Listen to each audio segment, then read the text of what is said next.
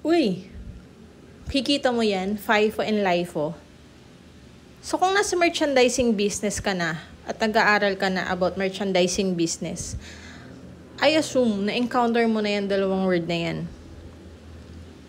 But if ang alam mo lang si FIFO ay first in first out and si LIFO is last in and first out, you better watch this video. These two are actually inventory valuation methods, wherein ginagamit sila ng businesses to determine the value of their cost of goods sold and the value of their inventory in stock. Actually, meron pang isa, the weighted average method, but that method is too complicated to discuss along with this two. So, we're going to have another video for that. Bakit nga ba importante na alam natin ang mga valuation na ginagamit ng companies?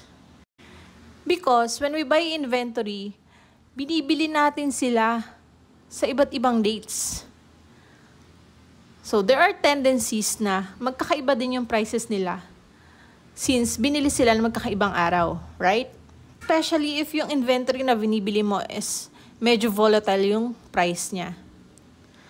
So, when we say first in, first out method, kung ano po yung una nating binili, siya muna yung una nating ibebenta sa customers natin.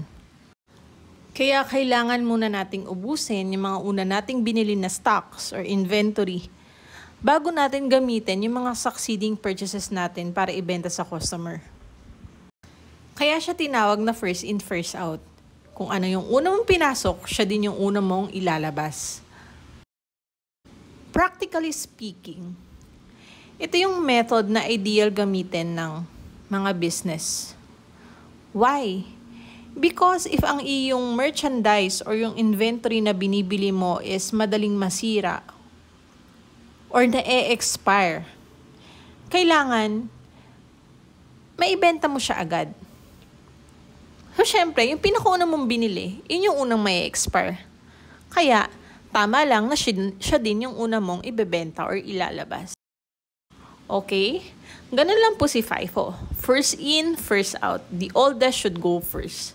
Next, let's talk about LIFO or the last in and first out method. So, papahapyawan lang natin si LIFO, no? Si IFRS kasi is pinoprohibit na yung paggamit ng LIFO. Kasi, di ba kabaliktaran siya ni FIFO? Kung si FIFO, yung pinakalumang stock niya, ang una niyang ilalabas. Kay LIFO kasi, kung ano yung pinakabago niyang stock or yung latest niyang biniling stock or merchandise, siya yung una niyang ilalabas. So, ang tendency, naiiwan yung mga lumang stock sa warehouse nila or kung saan man nila ni-store yung inventory nila. Now, bakit po siya pinrohibit ni IFRS? Kasi po, may effect po siya sa financial statements natin. Especially during inflation. Let's say for example, nasa inflationary period tayo ngayon.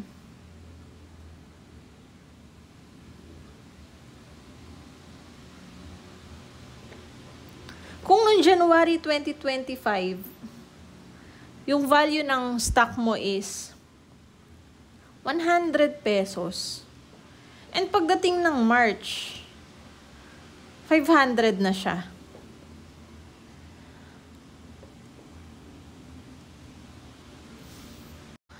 So kung ibebenta natin tong inventory na to, let's say yung value ng inventory pag binenta natin or yung sale price ng inventory na binenta natin is, yan selling price ng inventory is 1,000. Less yung cost since, di ba, ang ibebenta natin is yung last na binili natin which is yung March. 500.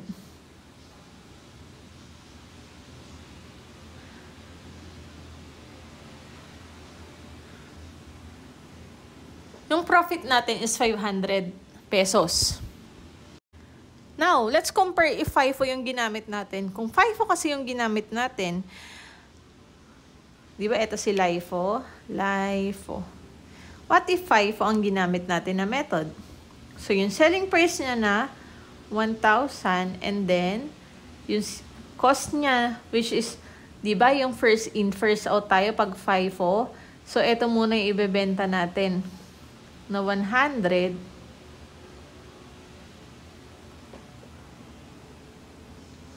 Ano yung effect niya? Maliit lang ang na-report natin this period na income compared if FIFO yung ginamit natin.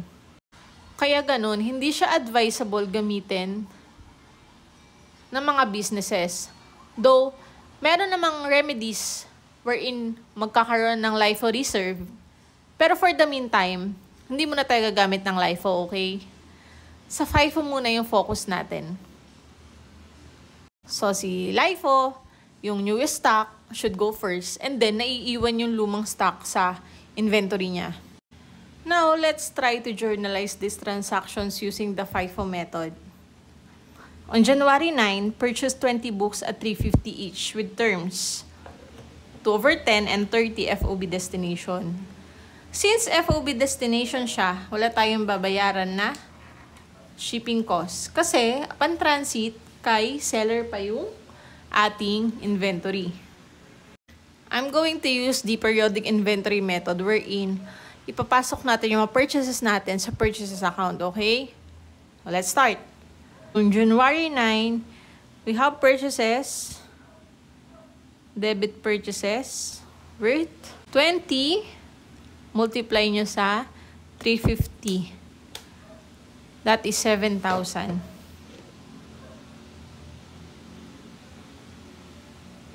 And then, accounts payable.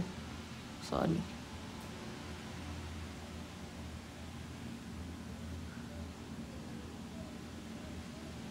Oh, bakit po accounts payable ang kinredit nyo, hindi cash?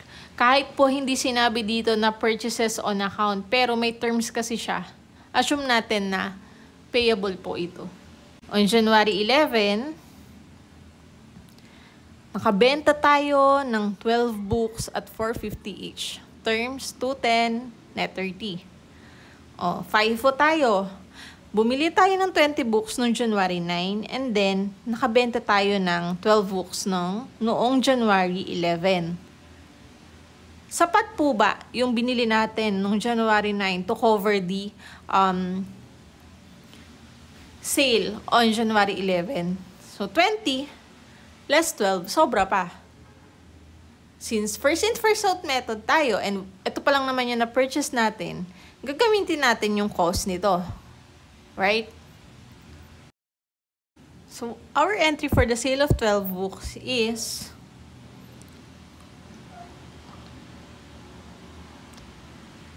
accounts receivable, debit, that is 12 times 450, 54. And then,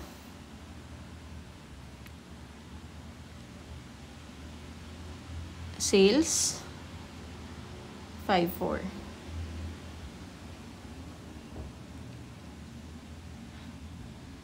Magre-record ba tayo ng entry sa inventory and sa cost of goods sold natin? Of course, hindi tayo mag-e-entry dito. Why? Because we are using periodic inventory method and not perpetual method. Remember, wala pong recording sa COGS account and inventory account when you are using periodic inventory method. Diba? Physical count po yung basihan natin. Okay? On January 13, nag-purchase tayo ng 30 books at 350 each. That would be 30, 350, 10.5. Purchases, 10.5. And then, accounts payable, 10.5. On January 15, nagsoli daw tayo ng 10 books to supplier purchase on January 13. So, ano po yung magiging entry natin? Pasan natin yung ating utang dahil susoli na natin yung books. So, that will be your 10 books times 350, 35, And then, credit D. Purchases, returns, and allowances. 3.5. On January 16, nakabenta tayo ng 15 books. Of course, wala tayong journal entry for inventory and cost of goods sold. So, ang journal entry natin is for the sale lang ng 15 books. So, meron tayong AR. Assume natin na ano to ha, on account to. And then, sale. 15 times 450. 6,750. 6,750. Now, on January 17, nagbayad tayo ng tracking firm or transportation cost sa tracking firm for delivery ng books ng January 13. So, nagbayad tayo ng 1,000. Ano po yung magiging entry natin doon?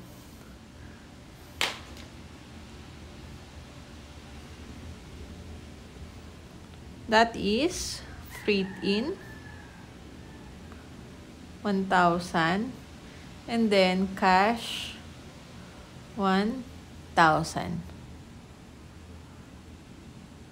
And at the same time, nagbayad tayo ng purchases natin last January 9. So, ano magiging entry natin? Di ba meron tayong AP noong January 9 na 7,000? Debit natin yung accounts payable. 7,000. And then, pasok ba tayo sa discount period? 10 days from January 9. That will be January 19. So, pasok pa tayo sa discount period. Magkakaroon tayo ng purchases discount na 2%. 7,000 times 0.02, 140. Credit purchases, discount, 140. And then, your cash credit ng 6,860. Then, on January 18, naka-receive tayo ng payment for the books sold last January 11. That is, those are the 12 books sold. So, meron tayong 5,4 na accounts receivable. We will credit this para ma-zero out yung 5,4 since binayaran na siya.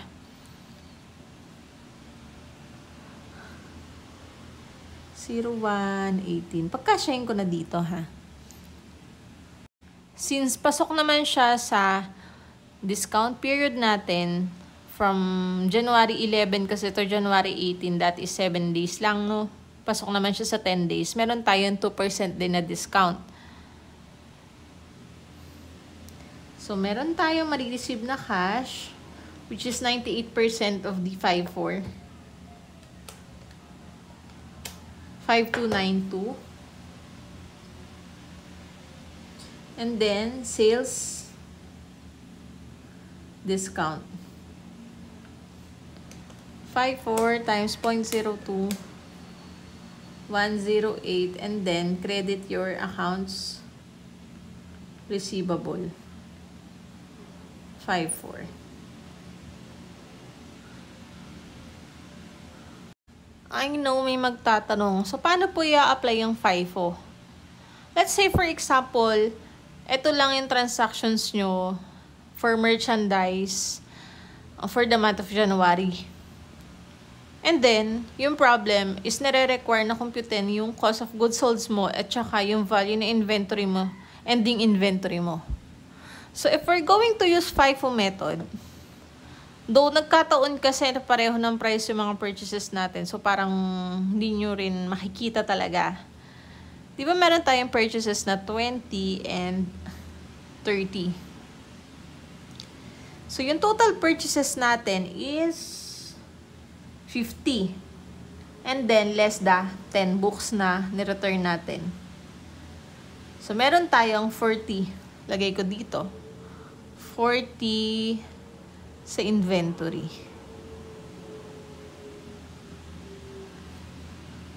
Now, meron tayong binenta na 12 books. 12. And then, meron tayong binenta na 15.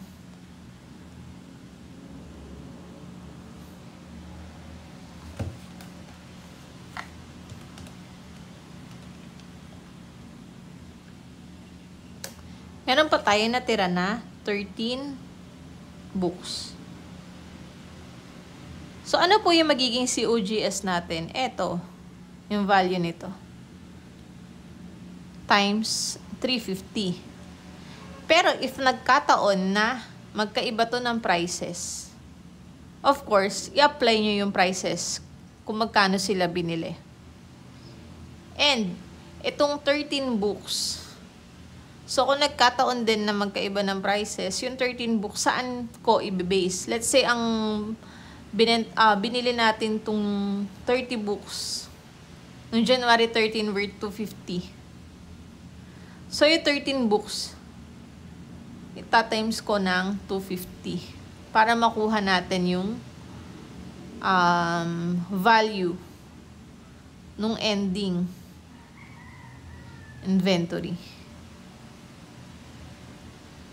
Okay?